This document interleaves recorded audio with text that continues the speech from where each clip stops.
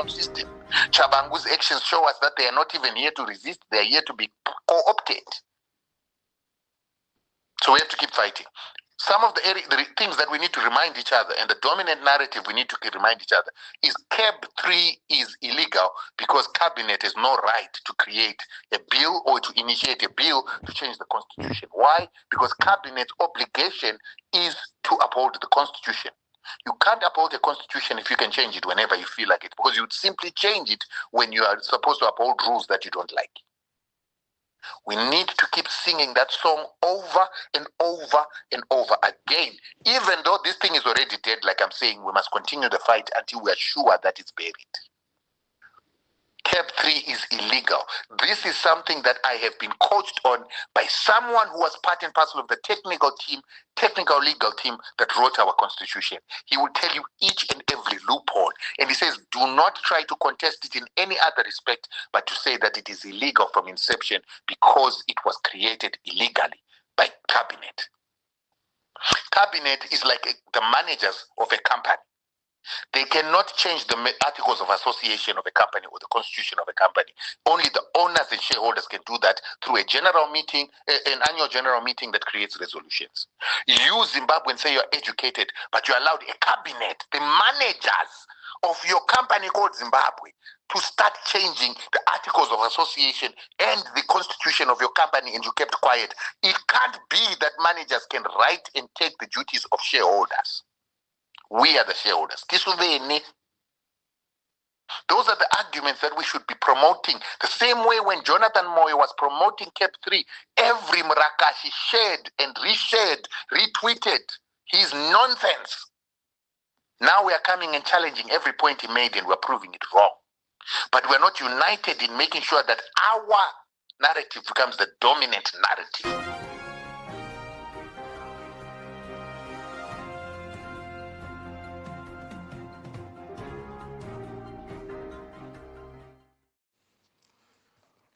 Tinosangana zvakare vana veZimbabwe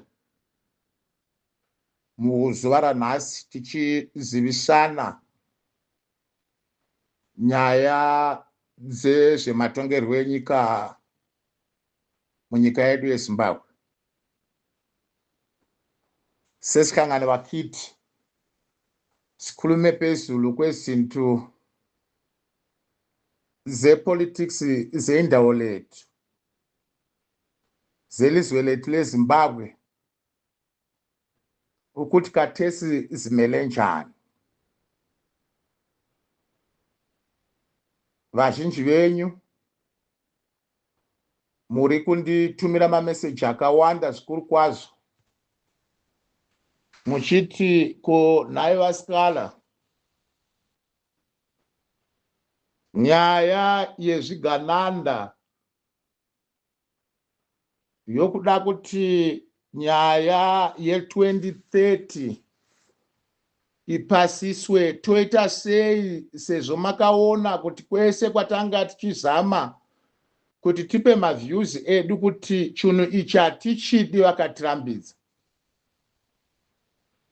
Zvekare vamwe venyu mukaita express genuine feelings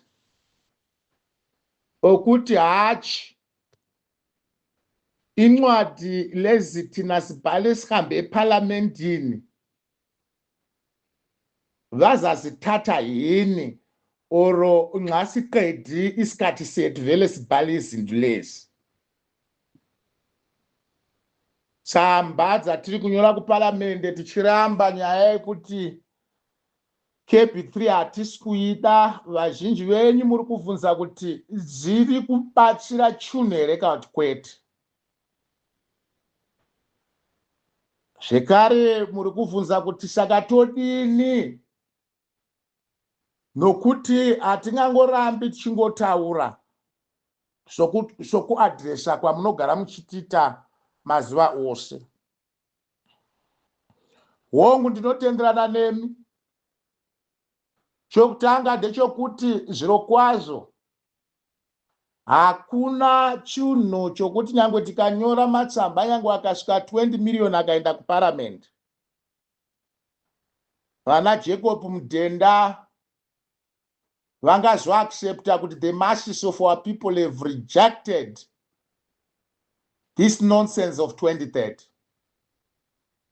They will try by all means to make sure kuti izvi hazvina kana kumbobuda muchavanzwa. Iko zvino zvatabata ndezvokuti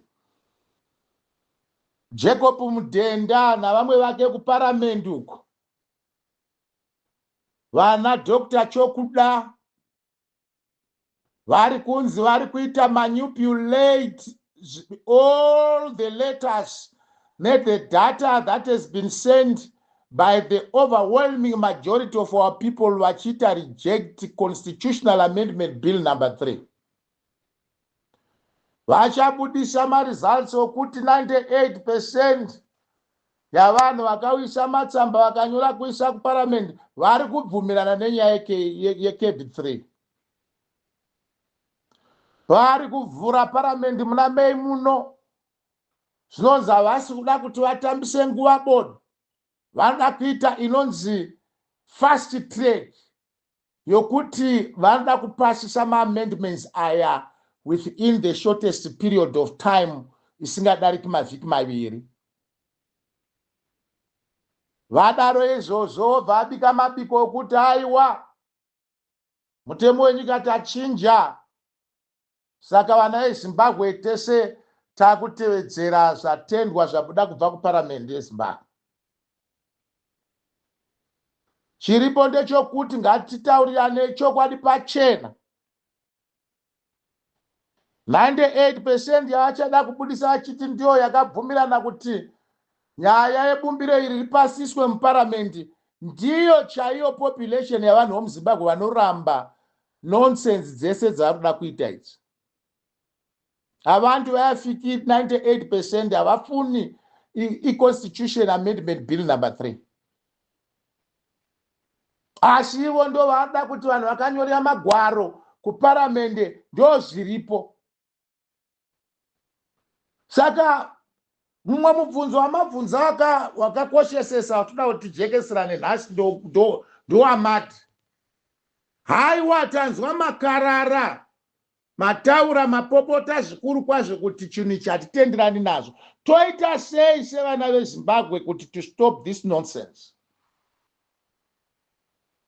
Ipapo vana veZimbabwe mubvunzo uyo wakakosha. Kuti muri kunzwa zviro kwazvo vazhinji vakawanda mukubatana kwedu tichichema kuti chinhu ichi hachifaniri kuti chiendere mberi. Saka toita sei sevana veZimbabwe?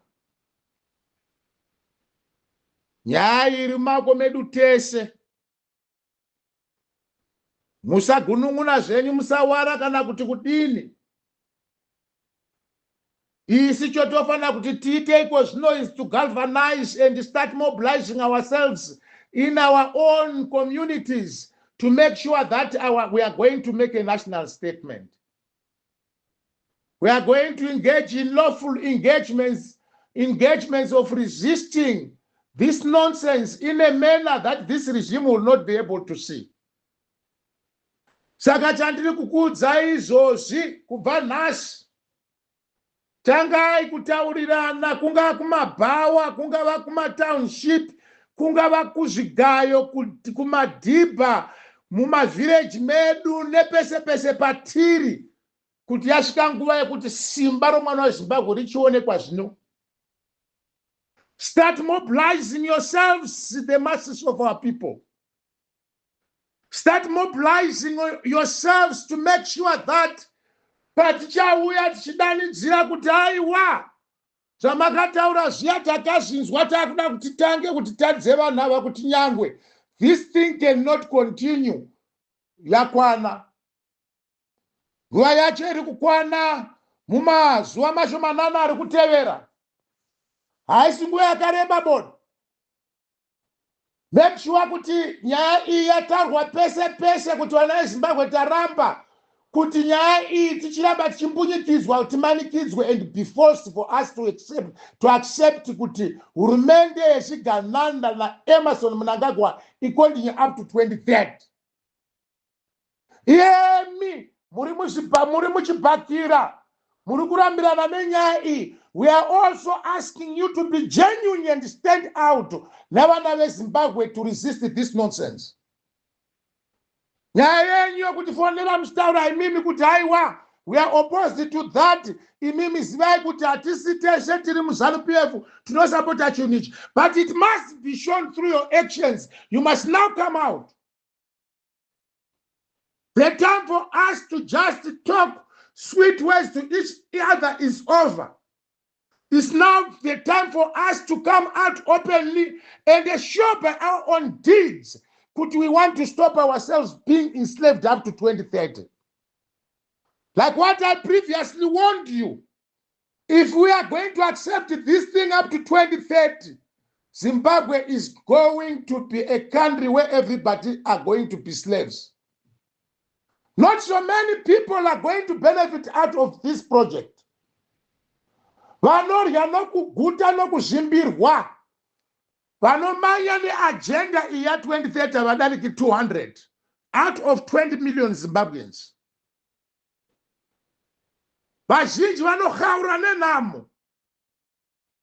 While the few are pushing all others to go neagenda echigananda.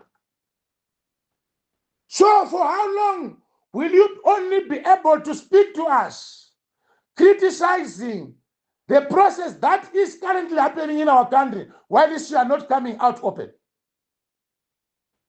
We want everyone to come out open. Those who are genuinely opposed to this, speak out and unite with everyone to make sure that we have got one common objective, vision, and agenda to stop this nonsense. Kana tikasadaro tinongogara tichingoitavo kufonerana tichiudzana kuti haiwavo izvazviti ngatitaridzane nemabasa imi muri mukati mechibhakira kuti hamusi kuda chinhu ichi.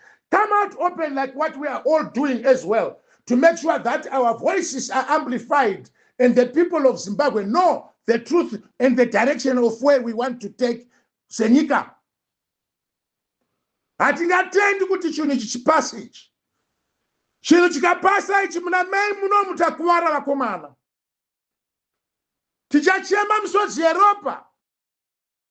Now is the time for us to mobilize ourselves. Wherever we are, in our wards, in our constituencies, and in the whole country. Let's mobilize ourselves and get agitated. But we cannot accept this nonsense. All of us must have the knowledge. Now the hour has come. The hour has come now for the people of Zimbabwe to show the route that they will not accept 2030. Enough is enough. I thank you.